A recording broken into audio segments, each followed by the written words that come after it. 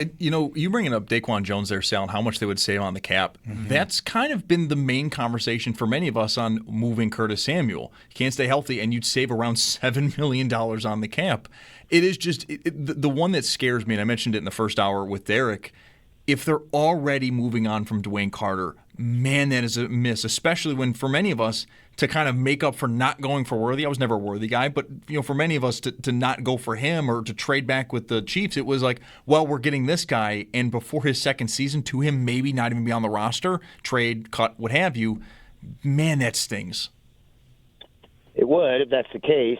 I mean, there's a couple layers to this. First of all, we don't know what the Bills are thinking as far as, is he going to be on the roster or not? I could make a case either way. There's no doubt about that.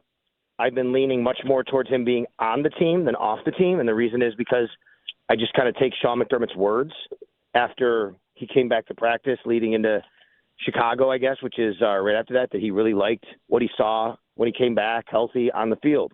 And I think it's a real good, feather in Curtis Samuel's cap for being on the team.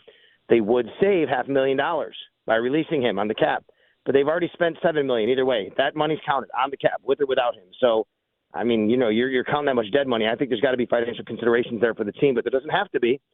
So, yeah, that's part of it. I think the other part is everything you say is right, but, they had a plan for Curtis Samuel, and then he got hurt, and then he got hurt again, and he's missed so much time.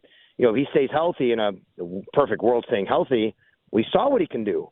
Remember the Denver playoff game? He makes a big play there. He was better down the stretch. He was a guy they relied on, threw the ball to. Kansas City at home had a nice touchdown in that game. So, I mean, a lot of this is on Curtis Samuel, not, when you go back to how everything played out last year with the free agency and then the draft and his lack of availability.